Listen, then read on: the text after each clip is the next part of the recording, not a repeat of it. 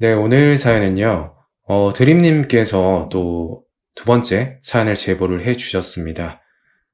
오늘 드림님께서 준비해 주신 이야기가 어떤 이야기일까요? 네, 제가 게들남님께 두 번째 제보를 하는데요. 이번에는 제가 아는 형님의 전 여자친구죠. 전 여자친구에 관한 이야기고요. 저도 듣고 진짜 되게 충격을 받은 얘기인데 세상에 이런 여자도 있구나 하는 생각이 들었고, 형님은 그 여자 때문에 지금도 조금은 마음고생을 하고 있거든요.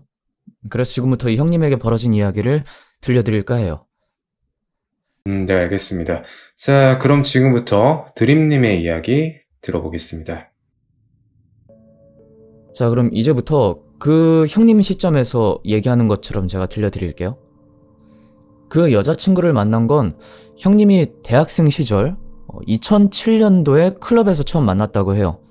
그 여자 얼굴이 연예인으로 비교하면 걸스데이 해리같이 생겨서 뭐 진짜 귀염상이었고, 아무튼 그래서 형님은 그 여자에게 작업을 걸어서 그날 밖에 나가서 술도 먹고 그날 바로 1일이 되었다고 해요. 뭐 그러니까 바로 사귄 거라고 볼 수가 있죠. 형님 입장에서는 그 여자친구가 너무 귀엽고 막 사랑스러워서 그 당시에는 매일 만났다고 하는데, 근데 사귄 지 한 달 정도 지났을 때 되게 이상한 모습을 보게 됐다고 해요. 그게 둘이 같이 길을 걷다가 그 형님이 다른 여자랑 어깨가 딱 부딪히는 일이 생겼는데, 갑자기 여자친구가 그 여자 보고 사과를 하라 그렇게 막 소리를 질러서 그 형님이 놀라갖고 아유 괜찮다 라고 하니까 그 여자친구가 자기 가방에 있던 파우더? 그런 거를 바닥에 던지더니 그 파우더 안에 들어있던 이제 거울이 깨졌잖아요? 그 깨진 거울을 가지고 본인 왼쪽 팔을 막 계속 긁으면서 피가 뚝뚝 떨어지면서 막 그걸 들이밀면서 사과를 하라고 막 했대요. 그걸 보고 이제 그 상대방 여자는 놀라서 소리를 지르고, 형님은 일단 여자친구를 말린 다음에 어떻게 그냥 사건이 일단락 됐대요.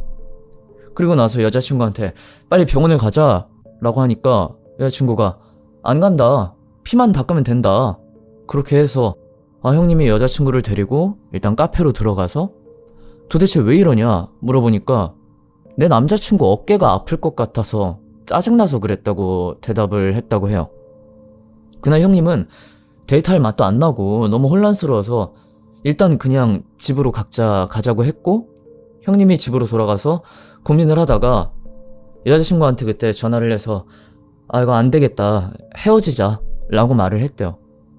그러니까 그 여자친구는 그 당시가 되게 늦은 밤이었는데 택시를 타고 집에 오겠다 라고 하길래 형님이 이제 꺼림칙하기도 해서 일단은 집 말고 동네에 있는 큰 사거리에서 만나기로 했대요.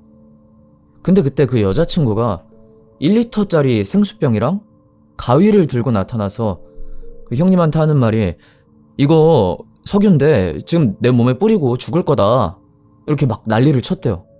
또 가위를 가지고 뭐 자기 머리를 잘라달라고 했다는데, 그걸 보고 형님이 일단 그 생수병 석유랑 가위를 뺏으면서 말렸대요.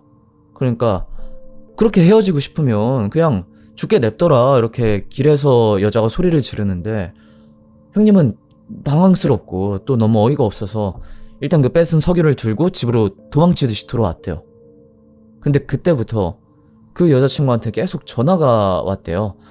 그래서 한 3시간 정도 지나서 새벽쯤에 여자친구한테 이제 전화가 안 오고 문자가 하나 왔었는데, 여자친구가 형님 집 근처에 있는 모텔에서 기다리고 있다, 만나줄 때까지 거기서 기다리겠다 라고 해서 형님이 여기에 뭐라고 답변을 해야 되나 계속 고민을 했다고 해요. 그런데 또 여자친구가 만나면 또 이제 얼굴을 보면 무슨 극단적인 상황이 일어날까 싶어서 걱정도 되고 겁도 나서 연락을 그냥 한 3일 정도 안 했대요. 근데 어느 날 외출을 하는데 문 앞에 검은 비닐봉지가 걸려 있었대요. 그래서 이게 뭐야 하고 봤더니 고양이 사체가 들어있었대요. 그때 진짜 기절할 뻔했다고 그러더라고요. 그리고 그 고양이가 그냥 이제 죽은 게 아니라 되게 심각하게 훼손된 상태여서 훨씬 더 충격을 받았다고 해요. 그래서 이걸 경찰에 신고할까 하다가 생각을 해보니까 그 여자친구가 한 짓 같아서 그때는 일단 그냥 넘어갔대요. 근데 그 다음날인가 외출할 때 또 검은 봉지가 걸려 있어서 보니까 이번에는 뭐 어떻게 구했는지도 모르겠어요. 토끼 사체가 있었는데 무슨 약을 먹였는지 토사물하고 같이 이제 들어 있었다고 해요. 그걸 보니까 이제 형님도 너무 끔찍하기도 하고 열도 받잖아요. 그래서 너무 짜증나고 화가 나서 여자친구한테 전화를 그때 걸었대요. 그 전화를 거니까 이제서야 전화를 하냐? 내가 걱정도 안 됐냐? 이러면서 뭐 이상한 소리를 했다고 해요. 그래서 형님이 너 지금 어디냐? 이렇게 물었더니 아직도 모텔에 있다고 말을 하더래요. 진짜 독종인 게 그 여자친구가 이제 얼마 전에 모텔에서 기다리겠다라고 문자를 보낸 지가 4일이 다 되어 가는데 그 여자친구가 똑같은 호실에서 계속 그때부터 기다리고 있었다라고 말을 했대요. 그래서 형님이 화도 나고 오늘 일단 진짜 끝장을 볼 생각으로 모텔을 찾아갔는데 그 여자친구 상태가 뭐 잠을 안 잔 건지 어디 아픈 건지 상태가 되게 안 좋았대요. 눈도 퀭하고 형님을 쳐다보면서 또 손톱을 되게 심하게 물어뜯고 있었대요. 그리고 며칠 동안 밥도 제대로 못 먹었다 이렇게 얘기를 해서 일단 밥이라도 먹이고 집에 보내든 아니면 경찰이 진짜 신고를 하든지 해야지 뭐 이런 마음으로 그 여자친구랑 고깃집을 갔다고 해요. 근데 그 고깃집에서 여자친구가 밥을 먹는데 여자친구 손톱이 딱 보이는데 되게 소름 끼쳤던 게 그 손톱 안에 피가 고여갖고 막 말라 비틀어졌는지 시커멓게 피딱지가 껴있는데 그걸 보고서 갑자기 막 이 여자가 진짜 제정신이 아니구나 라는 실감이 들었대요. 그리고 이제 그 형님이 너 고양이랑 토끼 왜 그랬어? 이렇게 물어보니까 그 여자친구 대답이 그냥 내 마음이고 나도 다쳤다 이렇게 말을 했대요. 그래서 그 형님이 다시는 이런 짓 하면 안 된다. 만약 또 그러면 경찰에 신고할 거다. 그렇게 말을 했는데 그러니까 여자친구가 그냥 죽어버릴 거야. 이렇게 얘기를 하더니 갑자기 밥을 먹다 말고 일어나서 그 앞에 차도에 뛰어들었대요. 형님은 여자친구를 이제 막 잡으러 가는데 여자친구는 미친 여자처럼 진짜 도로에서 막 뛰어다니고 뭐 감당할 수가 없을 만큼 진짜 발악을 했대요. 그러다가 누가 신고를 했는지 경찰차가 왔고 그 여자친구랑 형님은 그대로 지구대로 가게 됐는데 그때 그 여자가 경찰한테 그 형님이 자기를 폭행하려고 해서 도망친 거다라고 거기서 또 거짓 진술을 했대요. 그래서 형님은 억울하게 경찰서에서 계속 있다가 겨우 집으로 돌아왔는데 집으로 돌아와서 형님이 너무 화가 나서 여자친구한테 전화를 하니까 끝까지 안 받았대요, 전화를. 그래서 그냥 더 이상 내 눈앞에 띄지 말고 연락도 하지 마라 라고 문자 한 통을 보냈대요. 근데 그 문자를 보내고 이틀 뒤쯤에 그 형님이 그 당시에 이제 자동차가 있었는데 백미러를 비롯해서 차가 위에 이제 본넷이랑 이런 게 다 찌그러져 있고 심지어 타이어 펑크까지 나 있었다고 해요. 형님이 관리실에 가서 CCTV를 확인해 보니까 그 여자친구가 차 위에 올라가서 차를 밟고 그리고 강목으로 이제 백미러랑 이런 걸 막 다 깨고 있었다고 해요. 그래서 형님은 경찰에 바로 신고를 하고 그 여자친구의 부모님이 벌금을 냈다고 하더라고요. 근데 알고 보니까 여자친구 집안이 부모님 두 분이 전부 다 의사였고 집도 엄청 부유하다는 거를 그때 알게 됐대요. 그 뒤로 이제 그 형님은 자취하던 집을 정리하고 휴대폰 번호도 바꾸고 군대를 들어갔다고요. 그리고 제대하고 나서 그 당시에는 페이스북이 엄청 인기라서 형님이 페이스북을 즐겨하고 있었대요. 근데 어느 날 형님에게 페북 메시지 한 통이 날라왔는데 그 내용이 뭐 드디어 찾았다. 너무 보고 싶다. 내 성격 받아주는 거는 너밖에 없다. 뭐 이런 식으로 메시지가 왔고 알고 보니까 그게 그 여자친구였대요. 전 여자친구.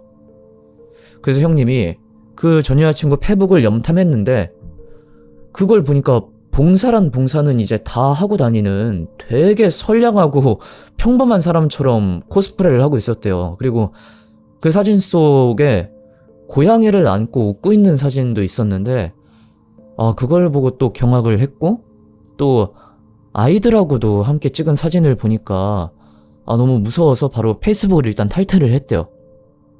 그리고 얼마쯤 지나서 친구들이랑 PC방에서 게임을 하고 있었는데 그 중에 한 친구가 야, 너 예전에 만나던 그 여친한테 연락 왔는데 언제 한번 술 한잔 하자고 하더라. 너 많이 보고 싶어 하는 거, 너를 많이 보고 싶어 하는 것 같아. 그렇게 얘기를 해서 그 형님이 어떻게 너랑 연락이 됐냐 하니까 그 전 여자친구가 페이스북으로 그 친구한테 연락을 했었다고 해요. 나중에 알고 보니까 그 친구 말고도 그 형님 지인들한테 이제 전부 다 연락을 했었다고 하더라고요. 그래서 친구들하고 지인한테 전 여자친구 이제 사건에 대해서 얘기를 해줬고 절대 연락이 와도 답장하지 마라 이렇게 당부를 하고 형님이 휴대폰 번호를 또 바꿨대요. 그리고 부모님한테 그때 얘기를 했대요. 그동안 마음고생한 얘기를 다 했대요. 그러니까 부모님이 어디 좀 나가 있는 게 좋지 않겠냐 하면서 워킹홀리데이를 가보는 게 어떻겠냐 이렇게 추천을 해줬대요. 그 당시에 형님이 생각하기에 그래도 이제 좀 만만한 게 일본이라고 생각을 해서 뭐 아무것도 모르고 일본으로 워킹홀리데이 신청을 했고 한 6개월쯤 지나서 글로 가게 됐대요. 그때 일본 도쿄에 한인타운, 그러니까 제가 자세히 기억이 안 나서 검색을 해보니까 시노쿠보라는 데서 아르바이트를 하게 됐대요. 그러다가 일본에서 자가용 택시 일을 하는 형을 알게 됐고 그 사람의 부탁으로 일본에 간 지 한 3개월쯤부터 그 일을 하게 됐대요. 일단 자가용 택시 일은 불법적인 일인데 일본은 택시가 비싸고 그래서 일반 자가용으로 이렇게 또 택시처럼 이용을 한다고 해요. 근데 특히 한국 아가씨들, 그러니까 일본 술집에서 이제 일하는 한국 아가씨들이 주로 자가용 택시를 이용하는데 그거를 나라시라고 부른대요. 근데 이게 술집 아가씨 말고도 일본에 사는 한국 교민들 아니면 뭐 소개받은 한국 관광객들도 이용을 하는데 전화를 하면 그 장소에 가서 픽업을 해서 목적지로 이동을 시켜준다고 해요. 그래서 형님이 그 나라시 일을 할 때였는데 저녁 한 8시쯤에 이제 아카사카라고 하는 곳에서 픽업 전화가 와서 글로 가게 됐대요. 그래서 목적지에 도착을 했는데 거기에 일본 경찰들이 막 엄청 서 있고 술집에 이제 한국 아가씨들이 포승줄로 묶여서 대략 10명 정도가 나란히 서 있었대요. 근데 그 10명 중에 그 전 여자친구가 있었대요. 그걸 보고 너무 놀라갖고 몇 번이나 이제 차 안에서 진짜 맞는지 확인을 했는데 그 전 여자친구가 진짜 맞았대요. 그래서 일이고 뭐고 그날 바로 그만두겠다라고 했는데 나중에 이제 그 술집에 살짝 알아보니까 관광 비자로 술집에서 일을 해서 잡혀가는 거라고 들었대요. 형님은 아니 왜 전 여자친구가 거기에 묶여있고 하필이면 왜 여기에 와있나 라는 생각 때문에 너무 어처구니가 없었고 진짜 머릿속이 하얗게 돼서 아무것도 할 수가 없었대요.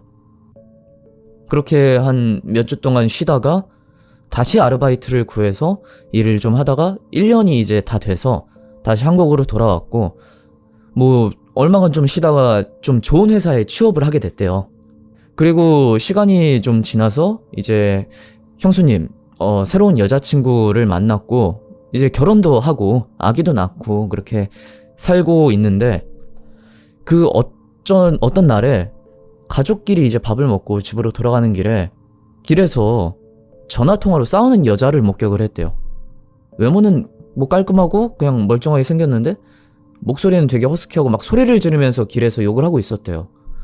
그래서 뭐야 하면서 지나가면서 이제 살짝 봤는데 근데 그 여자가 또 그 여자친구였대요. 그때가 이제 대략 15년이 지났는데 예전 일로부터 진짜 잊을 수 없는 몽타주라서 그 모습을 보고 바로 자리를 피했고 왜 또 여기에 있는지 이렇게 자주 마주치는지 진짜 무서웠대요. 그래서 형님이 그날 인스타에서 그 여자친구를 찾아봤는데 성은 같은데 이름 끝자리가 바뀌었다고 하더라고요. 그런데 그 사진들에서 또 그 전 여자친구를 보니까 전시회 디렉팅 일을 하고 있었대요.